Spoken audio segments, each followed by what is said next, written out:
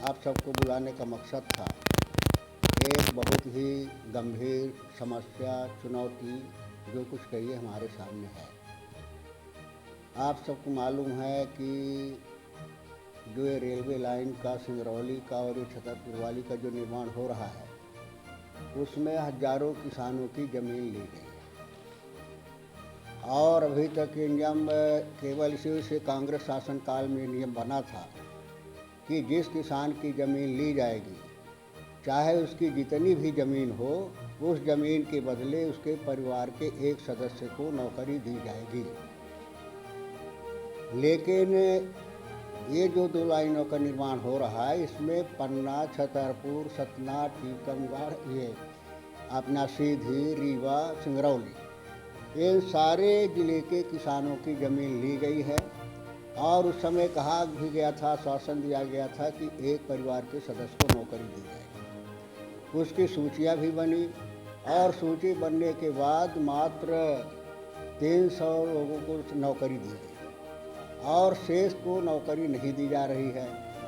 और मांग करने के आधार पर जब उससे अधिकारियों से चर्चा होती है तो अधिकारी अभी कहने लगे हैं कि इस कानून में संशोधन कर दिए हैं, अब जरूरी नहीं है कि किसान की ज़मीन ली जाएगी, उसके परिवार के सदस्य को नौकरी दी जाए। ये बहुत अहम मसला है, क्योंकि किसान ही जो है धरती का सीना चीर करके अन्न पैदा करता है, तभी लोगों का पेट भरता है। और किसान की ही सारी समस्याएं हैं कि किसान के पास दूसरा कोई धंधा नहीं है, केवल जीविकोपार्जन का, अपने परिवार के पालने का केवल ज़मीन ही एक सहारा होती है। और वो सहारा भी उसका छूट जाए तो उसकी क्या हालत होती है, वो किसान ही जानता है।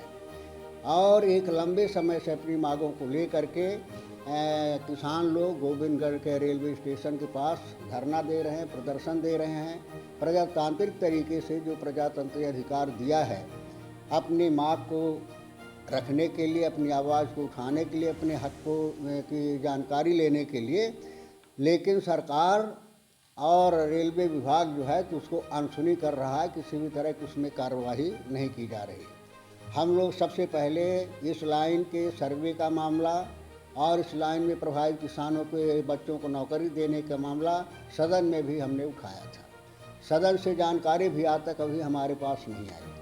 सरकार से अनुरोध है और मांग है, रेलवे विभाग से भी है कि बहुत अहम मसला है, किसानों के भविष्य से जुड़ा हुआ है और किसान का ये पूरी तरह से खेती ही धंधा है जिस पर उसका पूरा भविष्य निर्भर रहता है।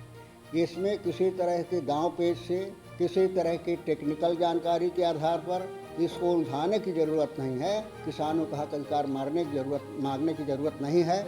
इसको सरकार को उदारता के साथ, जिस तरह से पहले नियम था उसी नियम के आधार पर किसानों के एक परिवार के सदस्य को नौकरी देना चाहिए।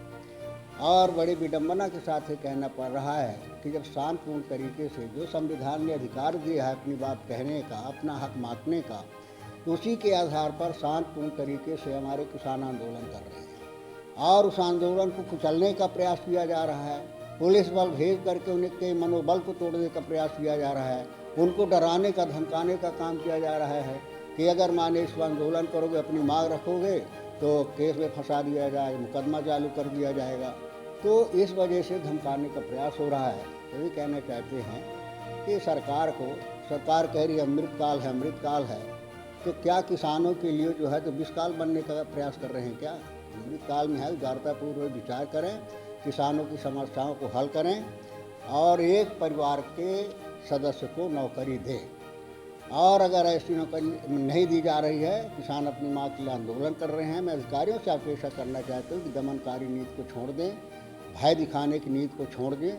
जो उनका संवैधानिक हक अधिकार है, जो मिलना चाहिए, मानवीय आधार पर भी उनका अधिकार बनता है, तो उनको नौकरी देने का प्रयास करें। अगर कानून बनाया भी है, कोई आदेश भी जारी किया है, तो मांग करते हैं उस आदेश को निरस्त किया जाना चाहिए और पूर्व के आदेश के आधार पर प्रत्येक परिवार के एक सदस्य को नौकरी देने का आदेश जारी करना चाहिए। और अमृतकाल की बात कर रही है, अमृत क्या है, कैसा है, किसको मिल रहा है, ये तो विश्लेषण की बात है, समझे ना। विकास यात्रा निकल रही है, विकास किसको कहते हैं, अपनी अपनी परिभाषा है। विकास में वास्तव में अगर कोई फिट बैठ रहा है तो केवल अडानी विकास है। अडानी विकास यात्रा का नाम उनको रखा देना चाहिए, फिर यात्रा करें, सबके समझ में आ जाएगा। आपको क्या लगता है जो ये किसका शासनकाल विकास था? हैं। और दूसरा जो है, ये आप ये बताइए कि बड़ी बड़ी बातें करते हैं, कोई एमओयू हो गया, 1000 लोगों ने 1000 लोगों ने समझौता किया कि हम इतने का उद्योग लगाएंगे। वो वहाँ खड़े विज्ञापन छपा गए कि 1000 लोगों ने यहाँ पर इंडस्ट्री डालने घोषणा किया है, इसमें इतने लोगों को रोजगार मिलेगा, ये सब सारी घोषणा आ जाएगी। आपके सामने बड़ा बढ़िया है कि बड़े विकास हो रहा है। चले जाइए डभौरा में हमारे जो है 5 साल पहले एमओयू हुआ था, ज़मीन किसानों की ली गई और 1 पैसे का कोई उद्योग अगर खड़ा हो गया तो बता दीजिए। कम से कम 20,000 पेड़ काटे गए। नहीं तो वही आ कह रहे हैं कि ये माने उसमें इतना प्रोपेगेंडा करते हैं और धरातल पर कुछ नहीं होता। एक भी उद्योग हमारे डभौरा में नहीं लगा, जा करके देख लीजिए। आपके यहाँ की बात है, कहने की बात नहीं है। इसी तरह से विकास के नाम पर 1 पेड़ लगाते हैं और 10 पेड़ काट देते हैं। क्या यही विकास है? नौकरी देने की, इसमें रोजगार मिलेगा। अरे रोजगार मिलेगा जो माने लाखों पद खाली पड़े हैं, SC ST के लोग, पिछड़े वर्ग के लोग, गरीब वर्ग के लोग माने ओवर एज हो रहे हैं, नौकरी नहीं मिल रही है। तो एक तरफ सब बात दिखा रहे हैं कितना आएगा, इतने लोगों को रोजगार मिल जाएगा, और जो रोजगार तुम्हारे जेब में रखा हुआ है उसमें रोजगार दे नहीं रहे हो। तो ये केवल माने शब्दों पर, नारों पर लोगों को गुमराह करने के अलावा कुछ नहीं है। मैं इतना ही कहना चाहता हूँ।